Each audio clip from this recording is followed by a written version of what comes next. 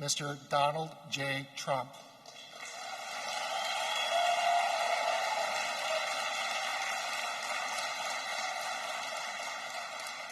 I would also like to extend a warm welcome to Senior Advisor Jared Kushner, Secretary of Labor Eugene Scalia, Senior Trade Advisor Peter Navarro, Ohio Congressman Jim Jordan, and Ohio Lieutenant Governor John Husted. I would also like to note that Senator Portman had planned to be with us this afternoon, but has stayed back for a very important vote. But we appreciate his support. Thank you all for being here to support our Clyde community and American jobs. As the last remaining U.S.-based large appliance company, Whirlpool is proud of our 109-year-old heritage of innovation. We're striving to be the best kitchen and laundry company in the world, in constant pursuit of improving life at home for our customers, our employees, and our communities in which we operate. And we're truly proud of the fact that 80% of the products that we sell in the U.S. are manufactured right here in our 9 U.S. factories across America.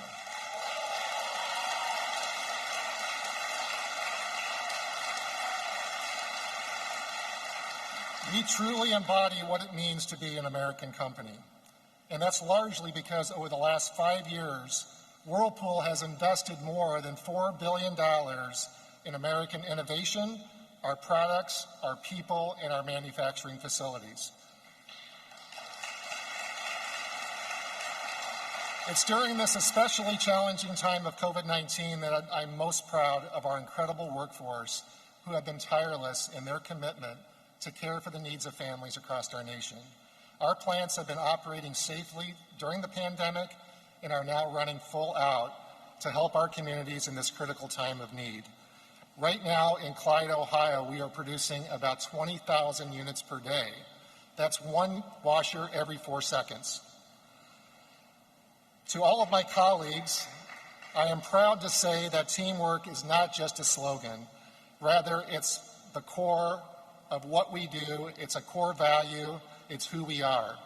At Clyde, together, we are part of one of the world's largest and most advanced home washer production facilities.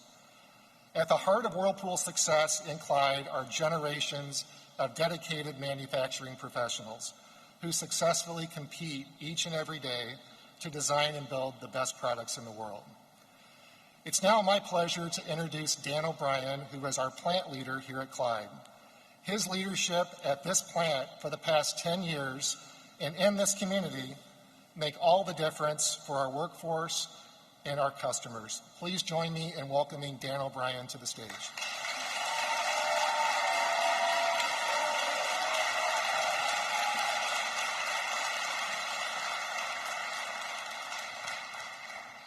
Thanks, Jim. I want to just welcome everyone to Whirlpool here in Clyde, Ohio. And we're going to go into a little bit about some fun facts at the facility that you're at today. Every 3.8 seconds, it's a little less than 4, Jim, 3.8 seconds, we manufacture a large residential washer. A couple other just fun, interesting facts. If you look overhead, we have over 30 miles of moving conveyor, over 100 autonomous vehicles, and we produce and process over 2 million pounds of steel every day. We are a world-class manufacturer, and we are focused on our product, our process, our people. And that just leads me to what I'm most proud of. You can see a lot in our audience is our people. Our people come to work every day with a can-do attitude. They make a great quality product, and they deliver a great quality product to the consumer. And every consumer gets what we call something that tastes Clyde pride. That Clyde pride is in the DNA in our facility, and it's about our people. So that's a sum of the generations that we have here. Brothers, mothers, fathers, sisters, aunts, uncles, neighbors. We are a small community that actually works together to be successful. We have generations.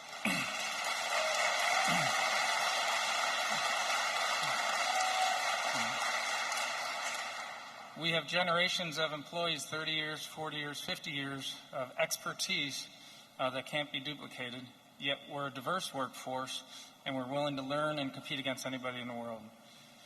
When I look at our community, we have a lot of our folks here with us today. I'm really proud to say that we participate and are active in our community. We have Abby Aldridge here with us from the United Way. One of the items I'm most proud of is we have one of our employees, John Peters, who's with us today. So he actually provides for, John waved his hand there, he actually provides for our local high schools, 9 different high schools, for over 65 students in need of support for funding for college through his foundation. For you Ohio State fans, you would know him as the Big Nut. So,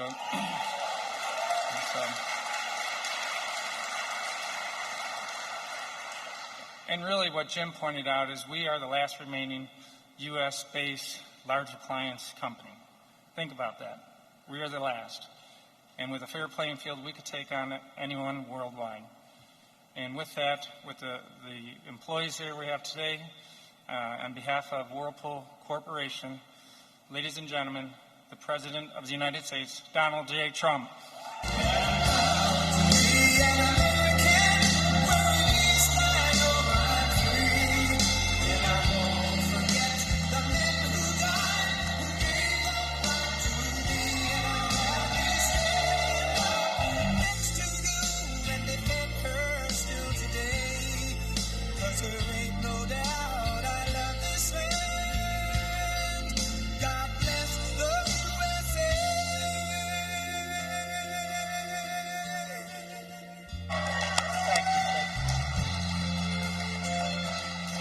Thank you, everybody. Please, thank you very much.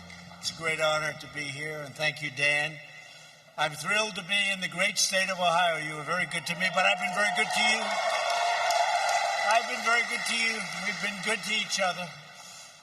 With the incredible men and women of Whirlpool, the largest washing machine factory anywhere in the world. Every day, 20,000 gleaming new machines rolling off that beautiful assembly line. I just got to see it. And every single one is proudly inscribed with that glorious phrase, made in the USA. Remember? Made in the USA. When I was campaigning, I said, let's go. Made in the USA. Put it on your machines. Put it on everything we make. I'm grateful to everyone at Whirlpool for welcoming us today, including Mark Bitzer. Thank you, Jim Kepler, and Sarah Bovum. Thank you very much. Sarah, where's Sarah? Thank you. Thank you very much. Sarah Bovum. Also with us today is Secretary of Labor, Gene Scalia, and a warrior.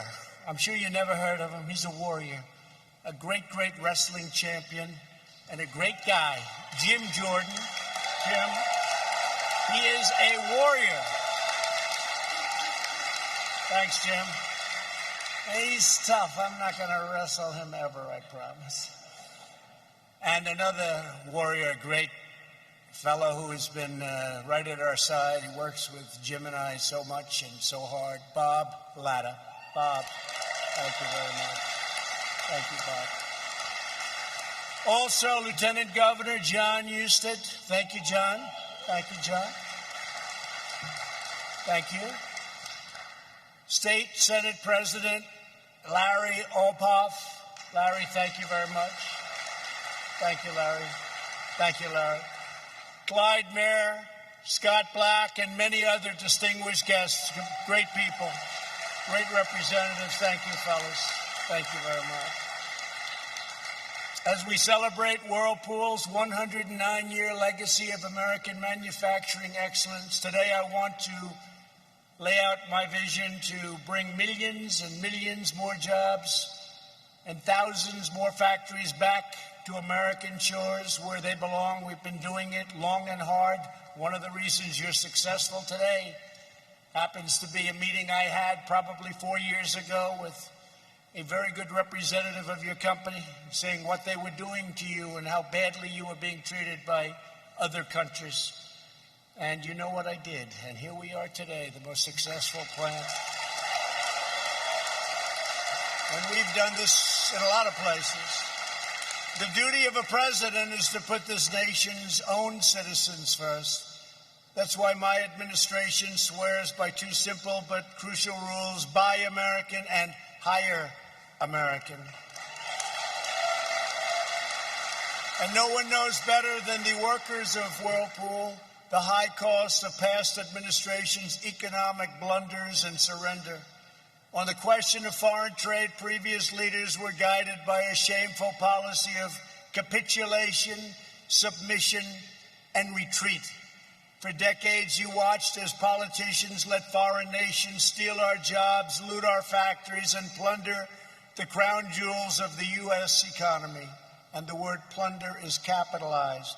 Washington stood idly by as other countries engaged in unfair trade practices, such as massive subsidies, currency manipulation, and, in the case of your industry and your company, the wholesale dumping of foreign-made products sold below cost for the sole purpose of driving you out of business so they could give us product at double, triple, and quadruple the price. But we didn't let that happen, did we?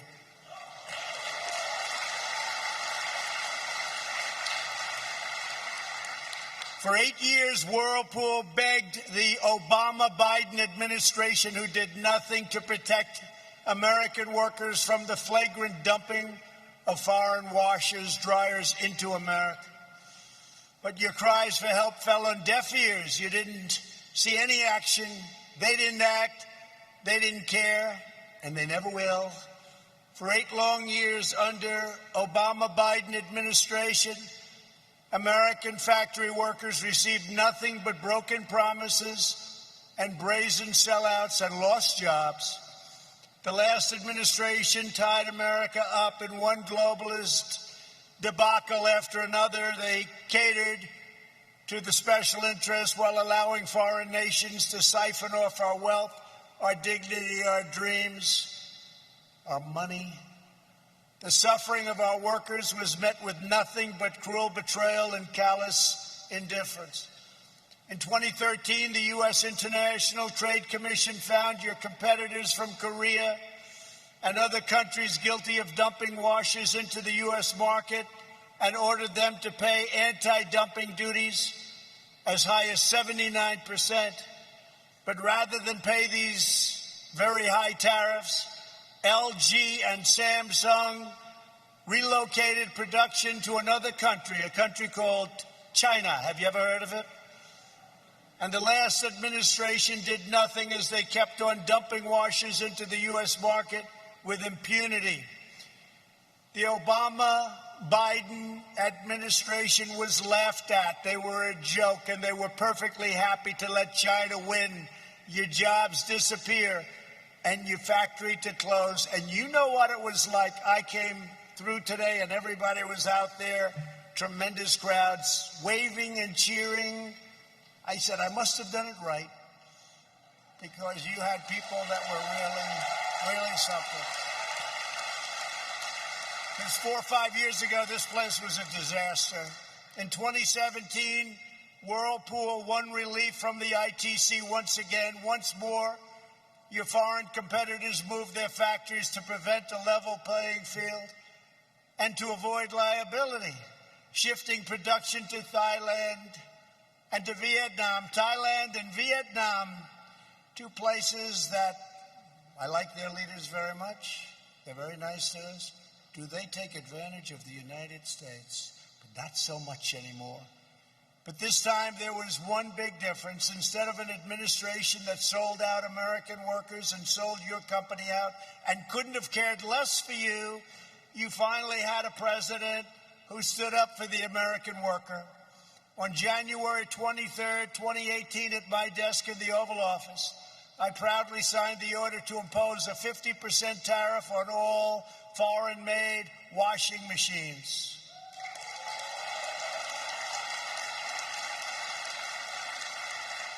As a result, Whirlpool's 9 factories across the United States were soon thriving like never before, investing in new products, new infrastructure, and hundreds of new American jobs. And I just took a tour, and I actually wanted a couple of those machines for myself, but I just didn't know it was going to be appropriate to ask. But they are beautiful. That includes thousands of new jobs across the Ohio supply chain, from right here in Clyde to Findlay, Ottawa, Greenville, and Marion. All over. Your company became a shining example. From really a company that was down and out, it became a shining example of what tough trade policies and smart tariffs can bring to jobs and prosperity to communities like this one all over Ohio, Michigan, Wisconsin, Pennsylvania, and plenty of other states. They're all doing well. They were doing great.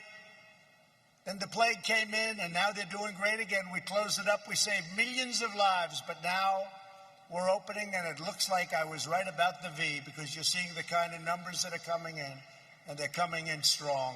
They're coming in strong. Should have never happened. Should have never happened. China should have never let it happen. In defending your jobs here at Whirlpool, I was doing exactly what I promised in June 2016. As a candidate for president, I stood before an audience of hardworking patriots at a metals processing facility outside of Pittsburgh, Pennsylvania, to outline my plan for a new America First trade policy. And it was even a better job than I told you. I'm one politician that says, I'm going to do this, and then we do better. We produced more than I promised. And by the way, the wall is being built. It's going to be finished very soon. In my speech, I warned that our politicians have aggressively pursued a policy of globalization, moving our jobs, our wealth, and our factories overseas. I explained that globalization, these are the globalists. I'm not liking globalists too much, but they don't like me too much either. Globalization has made the financial elites who donate to politicians very wealthy, but it's left millions and millions of our workers with nothing but poverty and heartache, and our towns and cities with empty factories and plants. For years later, we've made extraordinary progress in reversing the dangerous tide of globalism. Over a period of 4 to 5 years this took place. Think of it, 4 to 5 years. What we've done is a miracle, and now it's getting even better because we've taken additional steps. And you know, when you do these steps, you have to go through statutory procedures. It's not like, boom, I'm going to just sign it. Has to go out for 90 days of review, then 120 days of review, then more, and we did it as quick as we can. We're doing it right now with the FDA. We're getting vaccines approved in days that nobody thought possible. It would take years and years, and we're doing it in months. We're doing very well. Under my administration, we're fighting for Main Street, not Wall Street. We've rejected globalism and embraced patriotism. In my speech in Pittsburgh in June of 2016, I made 7 big promises to American workers. Many politicians before me promised change on the campaign trail, only to back down in the face of corporate and international pressure. Like Jerusalem, they all promised Jerusalem, didn't they? For years and years, I did it. They didn't do it. They didn't do it. I did it. Moved the embassy to Jerusalem, making Jerusalem the capital of Israel. They all talked about it. They talked and talked and talked, and then they got into office and they didn't do it. And I understand why. The pressure was enormous on me too. I just didn't take the phone calls. That's true. Leaders would call up from other countries. I say, I know what they're calling about. I'll call them back in a few days. Then I just signed all the papers, got it done, and then I called them back. They said, I was calling about Israel and Jerusalem, but you've already done it. I said, that's right. And they said, oh, okay. I said, hey, I wish you got me a little bit earlier. But I didn't back down from my promises, and I've kept every single one. First, I promised to withdraw the United States from the last administration's disastrous assault on U.S. workers. The Trans-Pacific Partnership would have been a disaster. Would have been a disaster, especially for the automobile industry. Would have put it out of business. My first week in office, I kept that promise and canceled that job-killing catastrophe. Second, I pledge to appoint the toughest and smartest trade negotiators to defend American jobs than I did with Bob Lighthizer and all of his people. They've been fantastic. Third, I said I would use every legal tool at my disposal to fight back against unfair trade, and I did, and I found some that nobody even knew about. Some of them were very old. They had a lot of dust on them, hadn't been used for decades and decades, but I found them. Things you could never get past today. Fourth, I promised to label China a currency manipulator, and I did. Fifth, I said we would bring trade cases against China to crack down on its economic aggression. Sixth, I committed to impose tariffs on goods to protect American jobs and stop China and many other countries' abuses under Section 232 of the Trade Expansion Act of 1962 and Section 301 of the Trade Act of 1974. As your president, I have kept every single one of these pledges to the American people and to the American worker without exception. Every one has been done.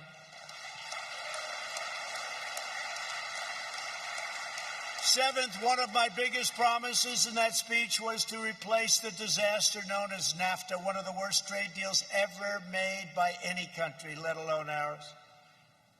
Ohio lost almost 40% of its manufacturing jobs after NAFTA was signed.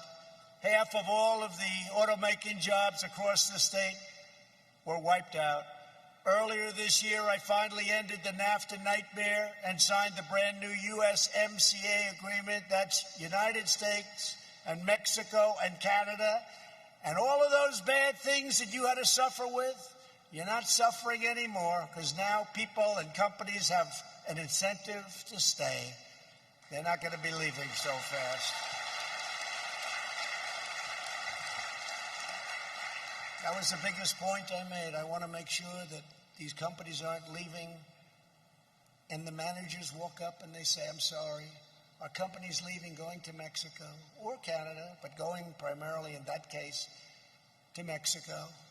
Canada takes advantage of us with dairy. Unbelievable advantage, but not anymore. But Mexico took a lot of jobs. And I said, I don't want companies moving. And if they do move, remember, you've heard it, if they do move, when they make that product, they got to pay a big price to sell it back into our country. So they have no more incentive to move. The USMCA contains powerful new protections for American manufacturers, automakers, farmers, dairy producers, and workers all across Ohio and all of our states. Those were key promises I made to American workers in 2016. I kept every single one of them. The fake news media back there, they hate to report this. They hate it.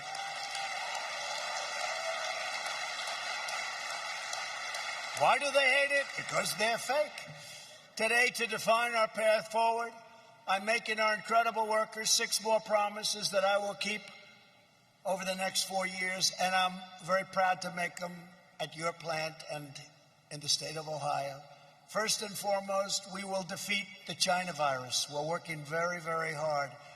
We call it the China virus. We call it the invisible enemy. We call it many different names. It's got many different names, but it's bad, and we've made tremendous strides. We're attacking the virus from every angle, and through this aggressive strategy, we will win the war, and it will happen sooner than people think. We're developing a bounty of therapies such as remdesivir, dexamethasone, antibody treatments. The antibody treatments are really working out well, really well, and many more that have allowed us to reduce mortality by 85% since April.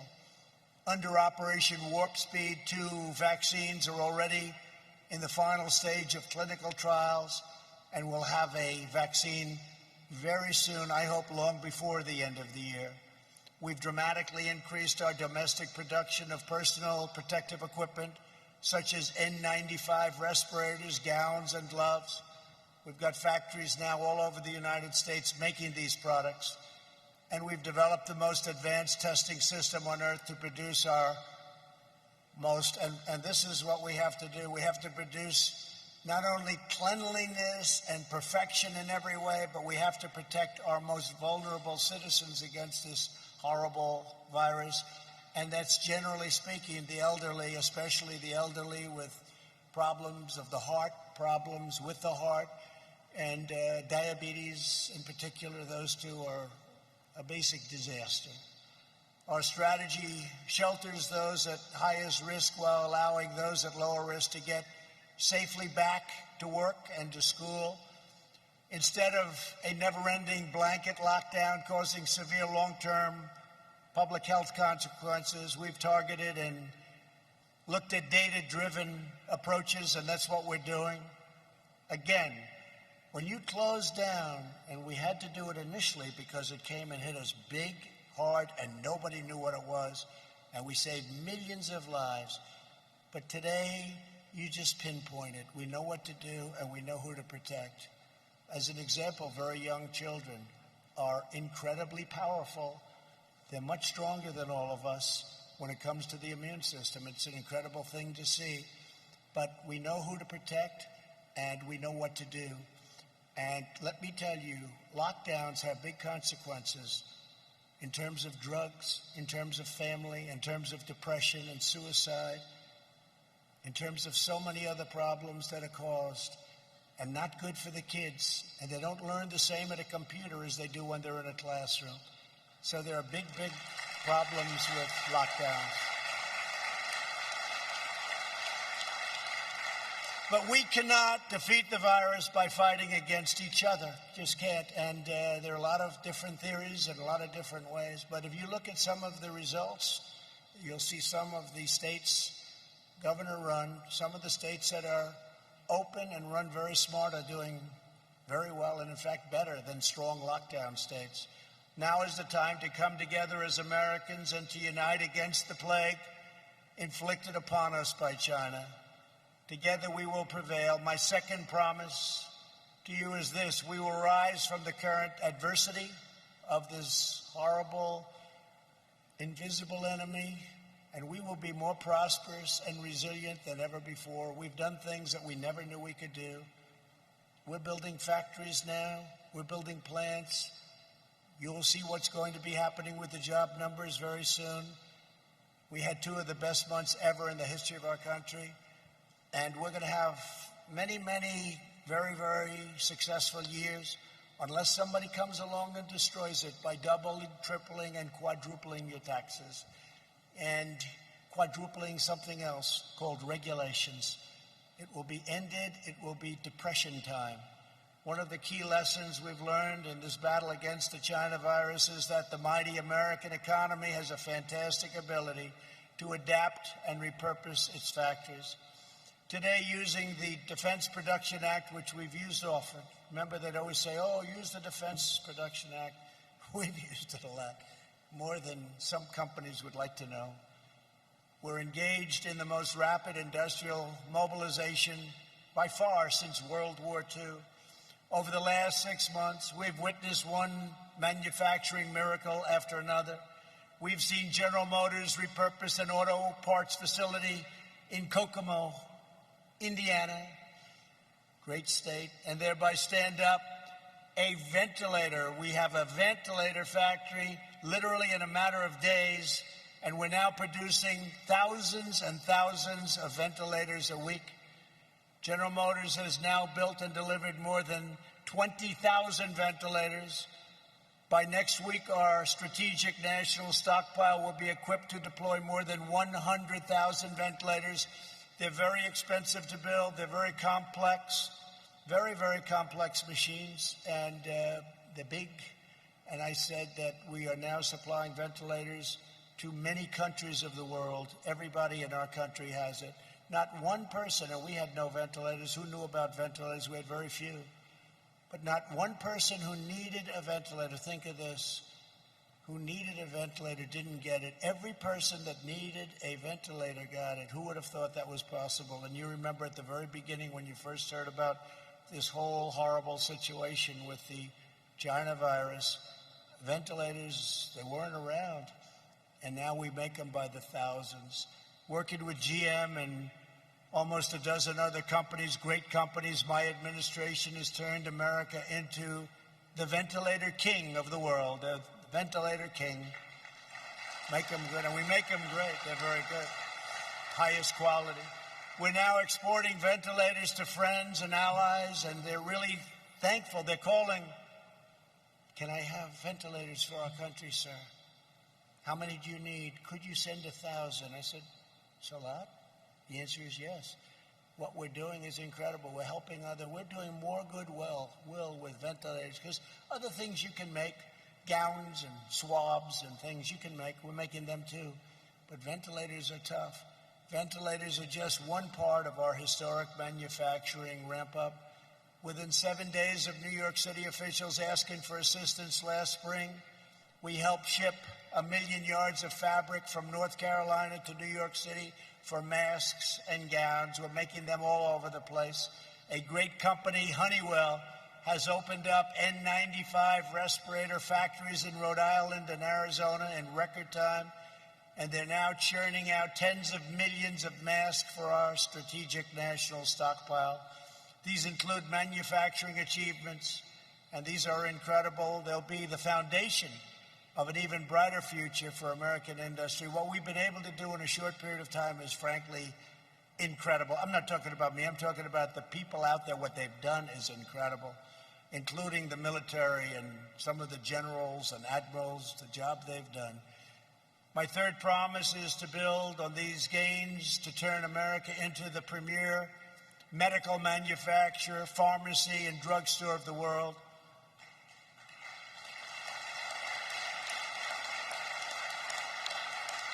As we've seen in this pandemic, the United States must produce essential equipment, supplies, and pharmaceuticals for ourselves. We cannot rely on China and other nations across the globe that could one day deny us products in a time of need. We can't do it. We can't do it. We have to be smart. And speaking of pharmaceuticals, we instituted 4 moves, rebates, favored nations, and other things, buying from other nations where they have the product, the same exact pill, identical, made in the same factory, for a fraction, just a small fraction of the cost. We buy from other countries as opposed to buying through this ridiculous quagmire of political scam that we've been going through for many years. And what I've done in terms of favored nations, if, as an example, Germany has a pill for 10 cents, and we have a bill for $2. We institute favored nations under drug company. We get the pill for the same amount as the lowest pill anywhere in the world. Anywhere in the world. And that could drop your price of pharmaceuticals, of drugs, prescription drugs. Could drop your price 50, 60, 70%, maybe more than that. This is something. Now, I have to tell you, I have never seen so many bad commercials about me as in the last 3 days since I did this. So will you remember that when you see this horrible commercial that I'm a socialist? I was called a socialist for the first time in my entire life. Actually, what I am doing is I'm using socialist countries who are buying our product for far less than we're allowed to. I'm saying, well, if you're going to sell it to this country, might be socialist, for a lower price, then we're going to get that same price. So, you know, but I have been called everything in the book. And I said the other day, whenever you see a drug company advertising that Donald Trump's a bad guy, remember your drug prices must be coming down very big. Very big. So please remember that. Please remember that, because I don't want to get all those negative votes and then Biden wins and first month he'll say, I dropped drug prices 78%, and he won't even know what the hell he's saying. I don't want to be watching that from some beautiful resort someplace in the world. I could have, I had such a beautiful life before I did this, but that's okay, because we're doing a great job. And it makes me very happy to see people being properly represented for a change. But during the course of the next 4 years, we will bring our pharmaceutical and medical supply chains home. We're going to bring them home where they belong. and we'll end reliance on China, just like we did with the washers and dryers, just like we did with many other things. We'll be making our product here safely, beautifully, and inexpensively. We're reasserting American economic independence, and I've been doing that from the first day I came into office.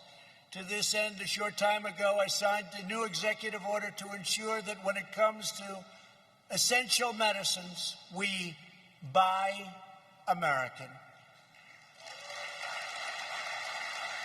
The executive order will require that U.S. government agencies purchase all essential medicines that we need from American sources. The executive order will also sweep away unnecessary regulatory barriers to domestic pharmaceutical production and support advanced manufacturing processes that will keep our drug prices low and allow American companies to compete on the world stage. We'll be able to compete on the world stage, but we're now going to have the lowest prices as opposed to by far the highest prices. I have people that I know that go to Canada. They go to Canada to buy drugs, to buy prescription drugs. They go there because the price is so much lower than the United States. And yet it's made by the same company, often in the same plant. It's a disgrace. And the politicians allowed this to happen for many, many decades. You have people called middlemen. I don't know who the middlemen are.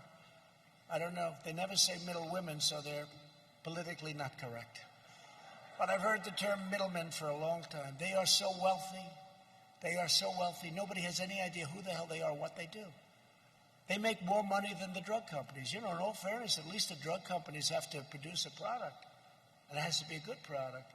But the middlemen, well, the rebate that I'm doing cuts out the middlemen and it reduces costs, and the money goes back to the people purchasing the drugs. So I have a lot of enemies out there. This may be the last time you'll see me for a while. A lot of very, very rich enemies, but they are not happy with what I'm doing. But I figure we have one chance to do it, and no other president's going to do what I do.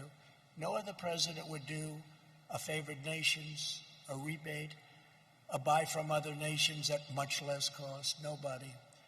And there are a lot of unhappy people, and they're very rich people, and they're very unhappy. Here's my fourth promise to American workers. Beyond our medical supply chains over the next 4 years, we will onshore millions of new manufacturing jobs across many other critical sectors that are vital to our national security and prosperity, from electronics to machine tools to shipping, aerospace, autos, and of course to iron and to steel.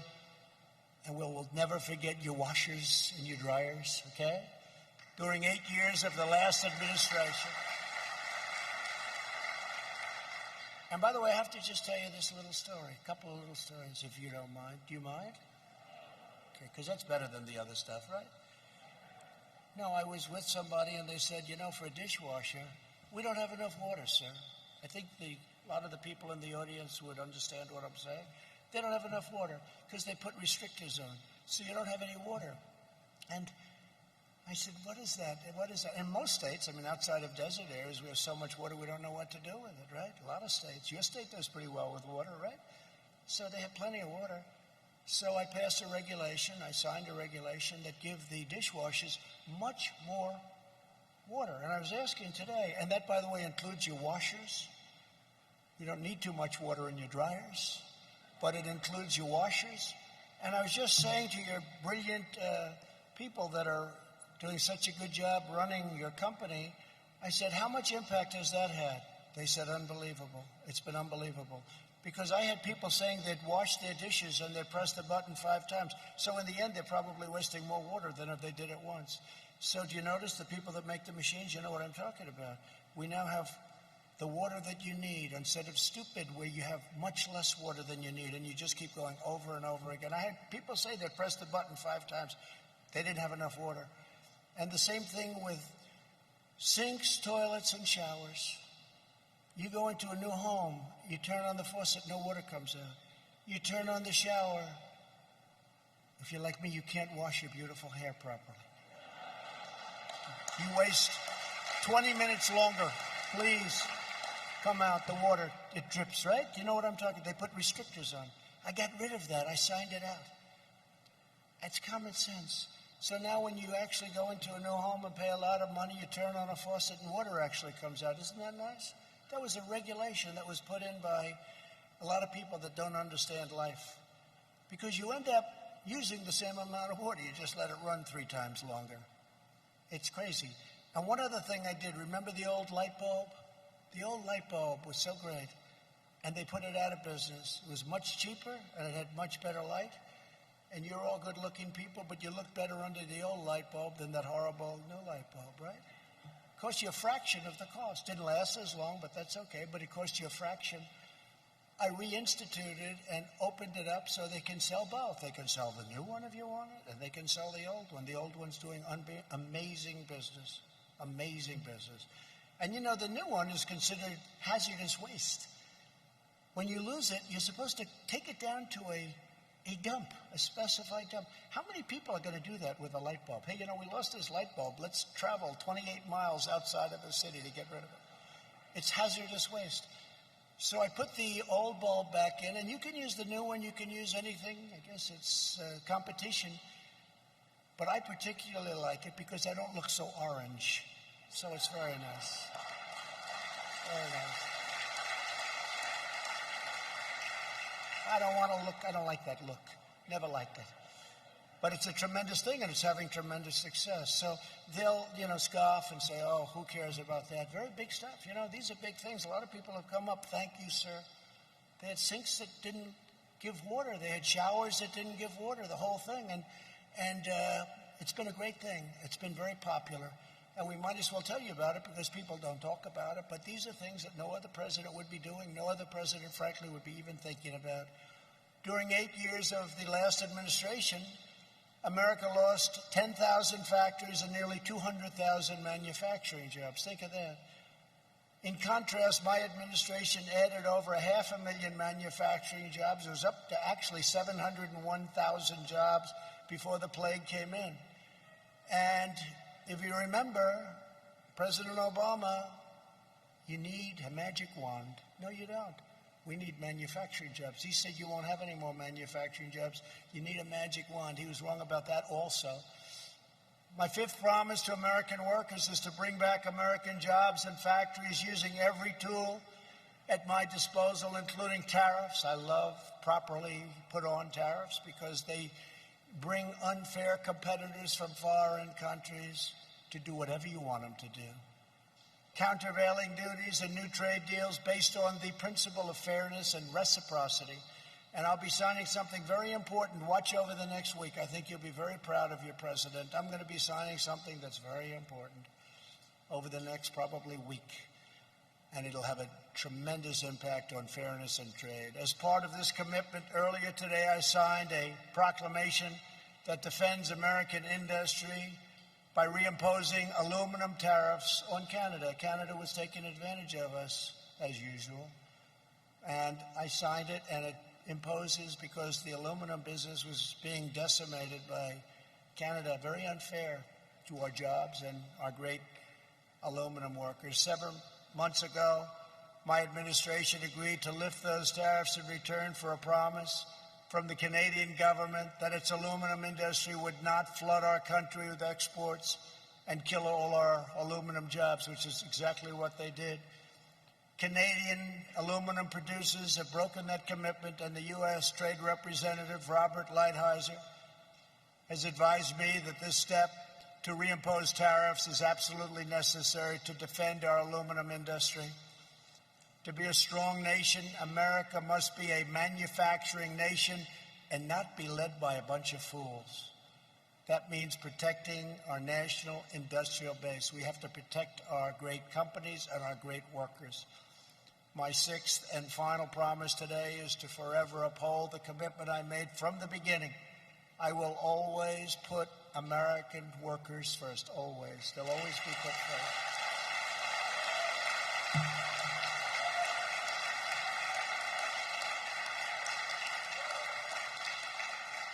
And I don't know if you're union or non-union, it doesn't matter to me. But I did one hell of a good job for the unions. You know, all the union heads are against me, but all the workers are for me, so something's right. The workers are for me. Usually the union heads, they're wined and dined in Washington pretty good by the Democrats. As part of this commitment, on Monday I signed an executive order to prevent government agencies like the Tennessee Valley Authority from replacing American workers with cheap foreign labor. There's a very big utility run by a man that gets $8 million a year. Would anybody in this room like that job? $8 million? $8 million a year, right? Highest paid. He really doesn't work for me. I wouldn't pay $8 million. If you paid him, the president gets $450,000. I give up my salary. Nobody ever says that. I might as well every once in a while say it. I believe I'm the only president to do that. And I'm saying that's not too smart. But the Tennessee Valley Authority pays $8 million a year to the head. And after the authority laid off 20% of its American technology workforce and forced them to train their foreign replacements this week, I told the chairman of the board, "You're fired."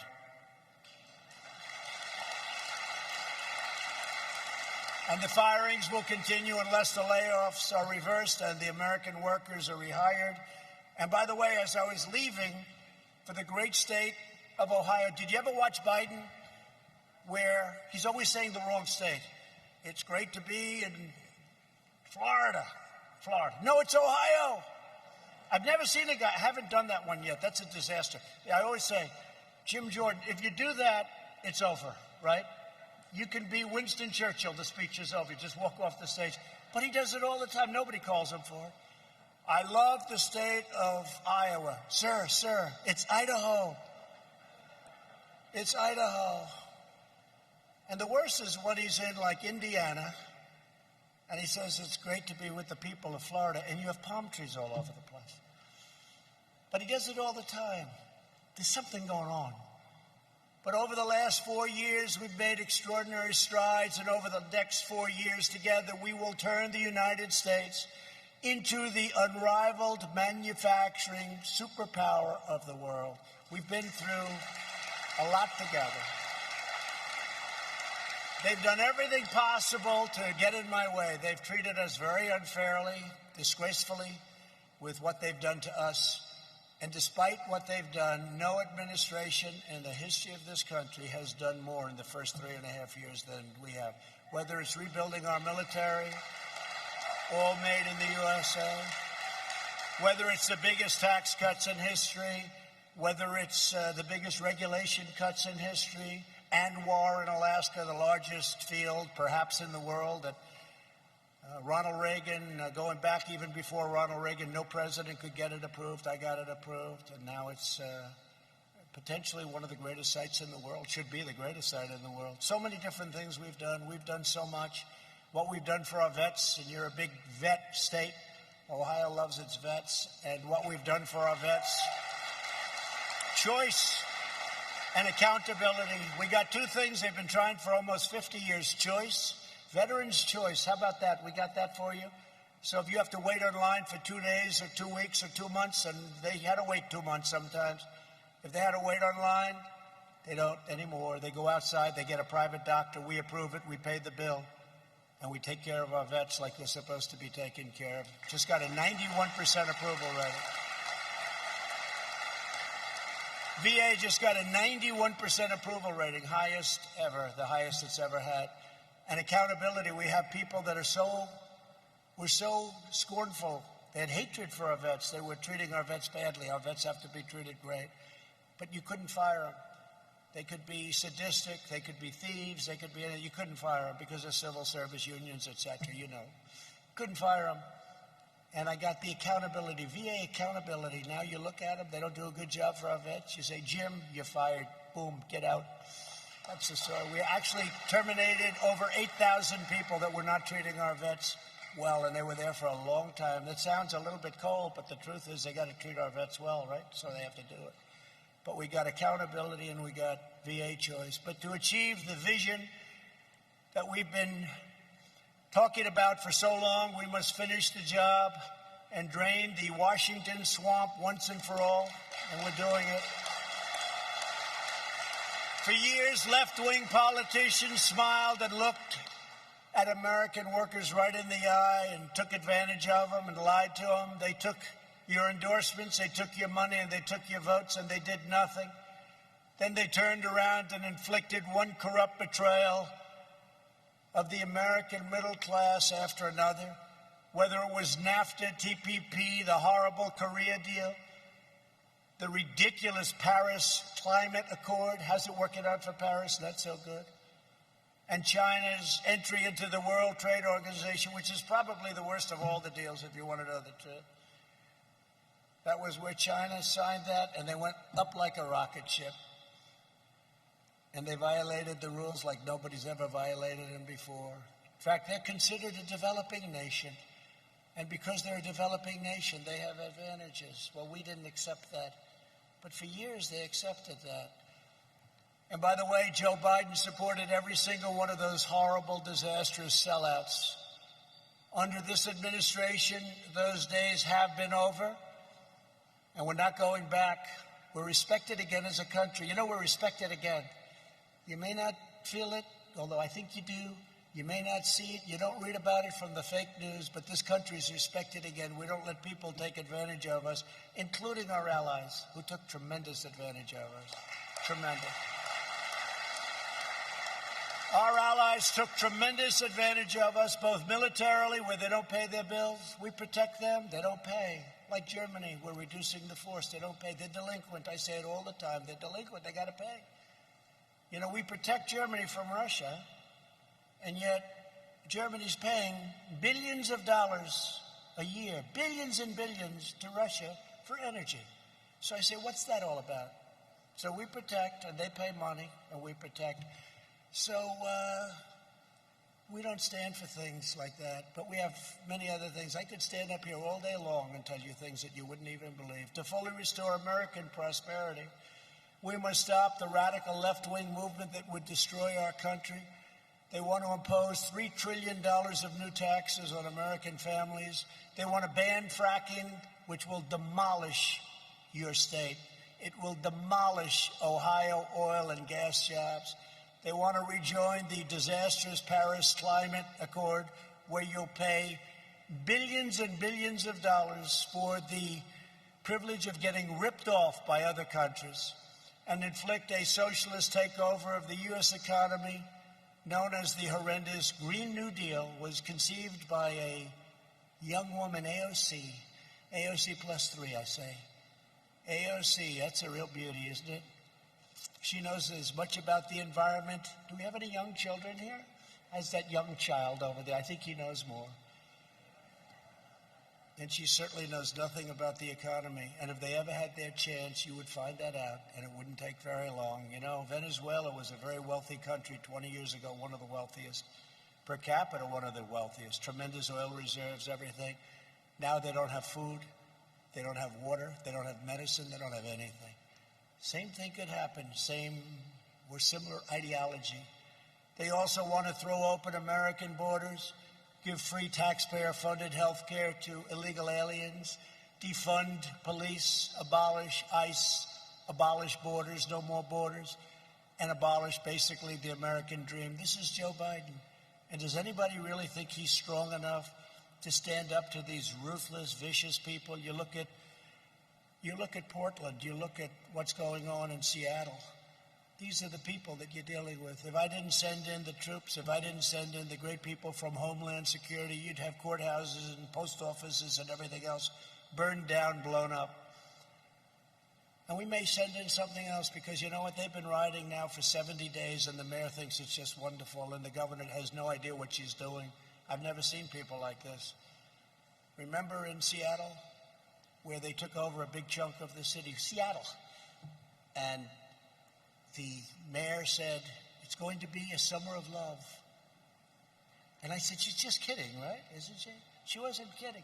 But we were all set to send in the troops, send in the people that we were going to send in. And what happened is amazing. We told them, and all of a sudden the police went out and they cleaned it up. But that place would still be occupied if we didn't get involved. Same thing with Minneapolis. Minneapolis was a disaster. After 5 or 6 days, they were going to lose that whole city. We sent in the National Guard. They took care of things in about 1 hour. Remember the scene of them walking down the street, firing the tear gas? Now you're not even allowed, if you're looking at the other side, you're not allowed to use tear gas or pepper spray. You can't use any of that stuff. They can use Molotov cocktails and horrible things on you, but you're not allowed to do anything. So the police didn't want to have anything to do with the convention in a great state, Wisconsin, Milwaukee, for the Democrats. You couldn't use tear gas. You couldn't use pepper spray. You couldn't use anything. Think of how ridiculous this is. And you won't be able to use your guns because they're going to end your Second Amendment as sure as you're sitting there. But the proud people of Ohio will not let that happen. Together, we will preserve, protect, and defend our American way of life as long as I am president. Thank you. Thank you. As long as I am president of the United States, I will fight for you with every ounce of energy and strength that I have. I will be your voice. I will defend your jobs. I will stand up to the foreign trade cheaters and violators that hate our country. I will never let you down. I will have your back 100%. For more than a century, the workers of this company have continued the proud tradition of American greatness embodied by your legendary founder, Lou Upton. It's a heritage grounded in the values of hard work and determination, innovation and excellence, faith and family, loyalty and patriotism passed down from one generation to the next. You have an incredible heritage. These are the values that have defined this company and defined our country from the very beginning. And they are the values that will define our future, that will ensure our success, and that will allow America to thrive and win for many generations to come. There is nobody that can defeat us, nobody. Now I'd like to take just a moment to introduce a few of the Whirlpool men and women whose jobs I had the honor of taking decisive action to protect and to save. Kerry Wallace is an operations analyst whose family has 100 years of history at this very plant. Kerry, please come forward and say a few words, please.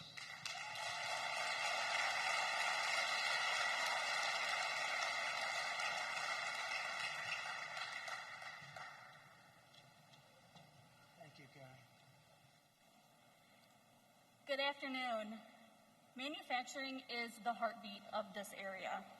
Whirlpool has an enormous impact on the state of Ohio economically. My family has proudly worked in these walls for 4 generations, like Mr. President said, for combined over 100 years. I had the opportunity to get some advice from my mother, advice that was passed down from my grandfather, which I was actually just able to pass down to my nephew. There is not another company that would provide financial security and career opportunities in this area like Whirlpool. It's true, the opportunities here are endless for us. Whirlpool has rewarded me with a completely new family also. I work with 3,500 proud individuals. Together we build American-made quality products here in Clyde. We bleed Whirlpool blue. I'm grateful for the support that we received in 2018 from the President. That support gives us the ability to compete and deliver in the marketplace now and for many generations to come.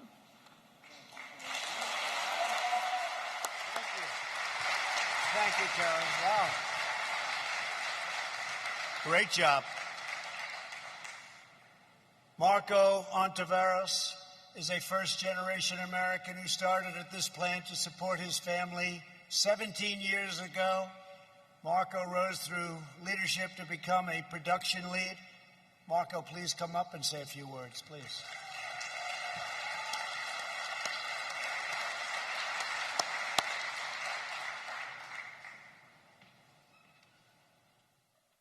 Thank you, Mr. President.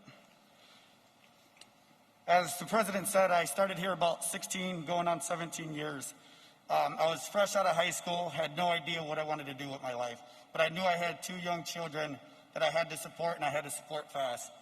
I'm honored to say that I found that here at Whirlpool within these 4 walls.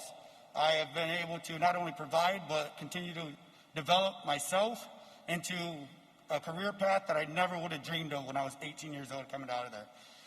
As Ms. Wallace stated, I too am very grateful for the tariffs that were put against our foreign competitors in 2018 to take that instability away from our everyday lives and provide a longevity of stability and support for these American jobs here in these 4 walls.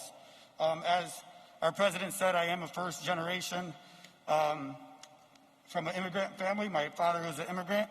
He came here to chase the American dream, and I can say I'm fortunate enough to find my American dream within these 4 walls here at Whirlpool. Thank you very much. Well, thank you both. And you know, Marco had a beautiful speech written, and he never looked down. You never even looked down at that speech. I'm impressed with both of you. I'm impressed. To every worker here at Whirlpool, thank you once again for welcoming us. It's an honor to be here. And thank you for your commitment to American manufacturing. You're a great company with great, great people. Together, we will bring back our jobs, we will bring back our factories, and we will bring back our American dream. God bless you, and God bless America. Thank you very much. Thank you. Thank you.